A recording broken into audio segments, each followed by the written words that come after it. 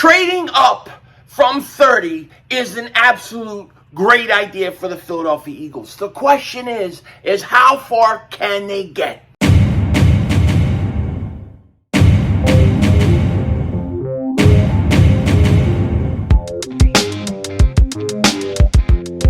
Dallas still stinks. Yo, by the way, King Dingbat here, and hope everybody's having a great day. Hope you guys are doing well. Hope you're hanging in there. So everybody's been talking about the Eagles trading back, gotta trade back. I'm saying this, why not trade up? Let's trade up. Let's use that 30th pick to get up and try to get a guy like Bijan Robinson. Do something extraordinary. Do something that'll shock the world. But how far up could the Eagles get realistically without not giving away picks from this year, right? I want to trade up from 30, and I do not want to give up any picks in this draft. I want to give up one pick in next year's draft. How far would the Eagles have to go? Well, we're going to get into it in a second. But before we do that, if you're new to the channel and you like the content, make sure you hit that like button. More importantly, make sure you subscribe to the most censored, the most throttled, pause, Eagles content creator in all of the internet. And if you've been subscribed for a while, just double check. Double moonwalk check. Make sure you're still subscribed. Now, we're going to look at this, and we're going to use the draft chart. You know, this draft chart is not 100% accurate. There's no question about it. However, this draft chart does give us some sort of idea of what the Eagles could get for a draft pick. A lot of times it depends on the talent in the draft, especially if it's top heavy, if there's a lot of quarterbacks. All those things play a part. So it's not 100% accurate, but I think it gives us a decent idea of what the Eagles could do. Now, in my opinion, my dream case scenario in the draft is to pick a guy like Jalen Carter at 10, a instant contributor on defense at 10, and then to take that 30th pick and move back up and draft Bijan Robinson. But I'm not even going to worry about which player it is, okay? Because there's a lot of players. There could be a Kalijah Cansey. There could be somebody else that you guys personally would like to go up and get, and you want to know how much would it take for the Eagles to actually do it. Now, why do I want to trade up? Because I think the Eagles need two impact guys out of this draft. I think they need two impact starters. I don't think they need to be worrying about having as many picks as they can get and trying to just, basically choose quantity over quality. I think the Eagles need two impact starters. This is a very unique draft. This is a very unique situation for the Philadelphia Eagles. The Eagles have a chance to do something that most teams don't ever do. They're picking in the top 10 and they just won a Super Bowl. How often does that happen? And if the Eagles are going to be as good as I think they are the next 4 or 5 years, I don't think they're going to be picking up at 10 anymore. So, to me, they've got to try to take advantage of this moment. They've got to try to do something that is going to elevate them once again into the Super Bowl. Now, I think they could get there already. I'm not saying that they can't, because I think that they can. However, I think that they've got to replace holes still, okay? I think when you look at the running back situation, I don't think it's as good as it was last year. I do not think they have a guy as explosive as Miles Sanders. I know a lot of you guys like Kenny Gainwell, but I don't think he's as explosive as Miles was. And Rashad Penny hasn't chosen that he could be healthy. Then you have the right guard situation. We don't know what's going on at right guard because we assume Cam Jurgens is going to be moved there, and most likely he will be, and most likely he can play. However, does that mean that's the best case scenario? What if a Paris Johnson Jr. falls to 10, or Peter Sklansky? We're going to talk about in a second. What if he falls to the Eagles at 10, and the Eagles take one of those offensive linemen? I would be totally happy with it, because I look at it as impact players right away. You put those guys at right guard, and you're good to go next year. And that's what we're looking for. We're looking to help improve this team, not just for the future, but for next year. And I think the Eagles are in a unique situation where they've got to have balance. They've got to provide balance in building for the future and building to compete next year. I don't believe, and maybe a lot of you guys do, that the Eagles have gone out there and proven that they are doing things in terms of free agency for just next year. There's a lot of, there's some Band-Aids there on defense, no doubt about it. But, that they're going to build to the future with the draft, especially next year, especially on the defensive side of the ball. I have no doubt that that'll happen.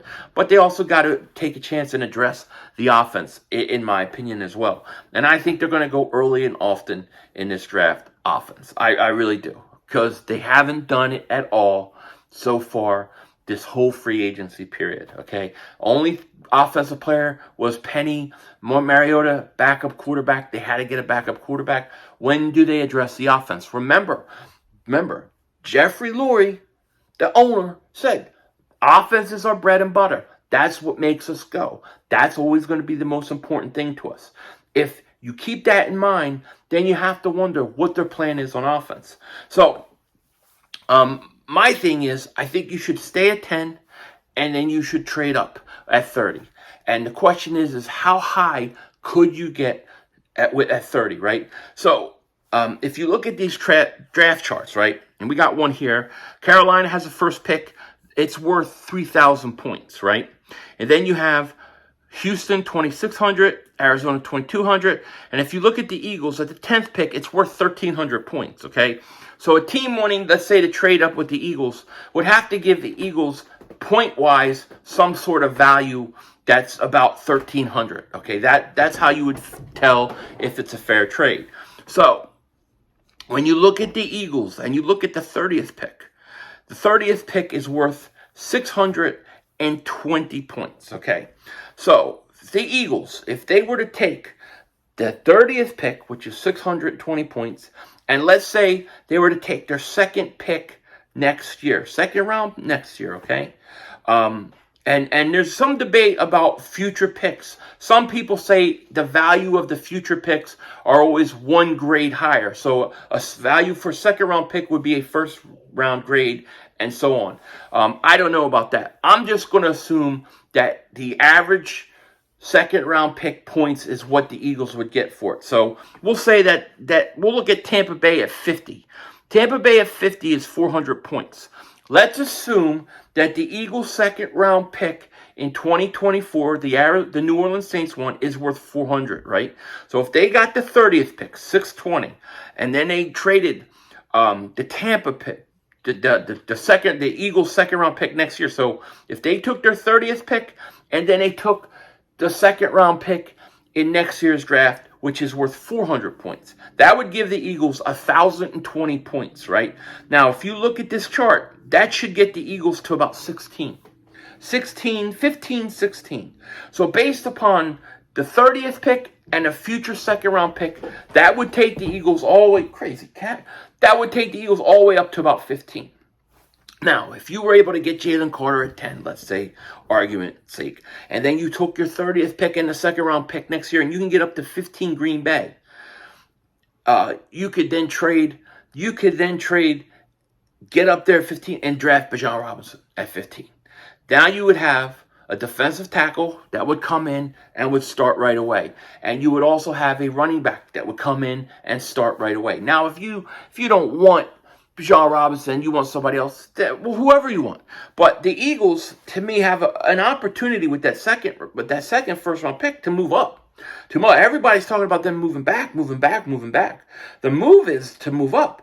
Even, if you could do it, especially with the extra second round pick. And why do I talk about the extra second round pick? Why is the extra second round pick, to me, important next year? Because I'm going to have so many compensatory picks. I'm going to have multiple third round picks.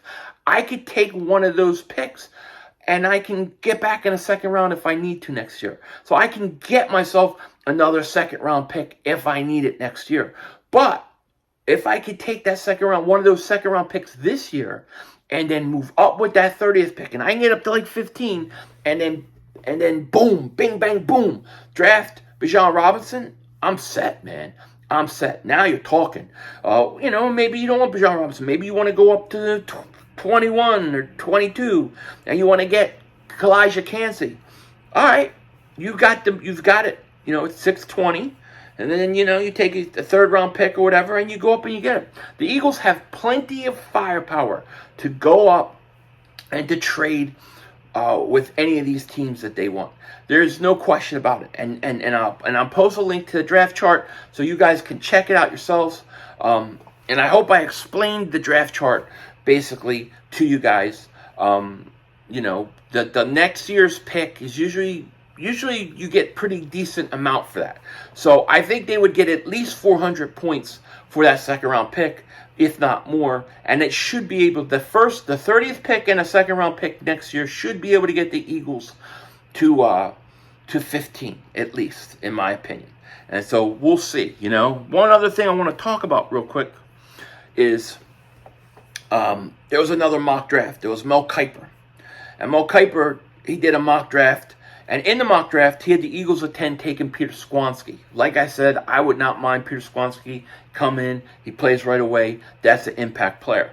But the second part of it, he had the Eagles trading the 30th pick back to the 37th pick to get 2 of Seattle's second-round picks. This is what Bleeding Green Nation said about this, right? They posted a little bit about it. It says, in Kiper's most recent 2-round mock, released Tuesday morning, he has the Eagles trading out of the first round with Seattle and acquiring 2 of the Seahawks second-round picks.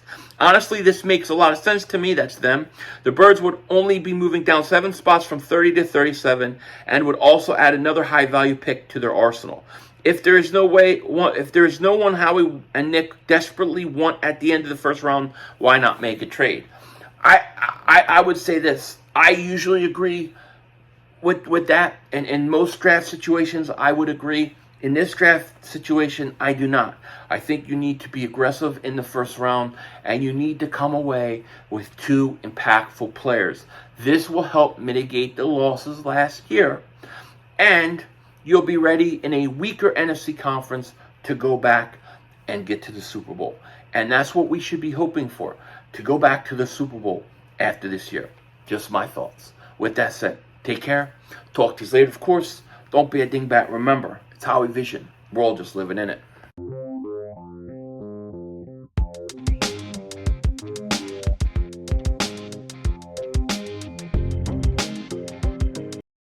Most people are convinced of 2 things when it comes to the Eagles in the draft. They think the Eagles are trading back and the Eagles are taking defense early.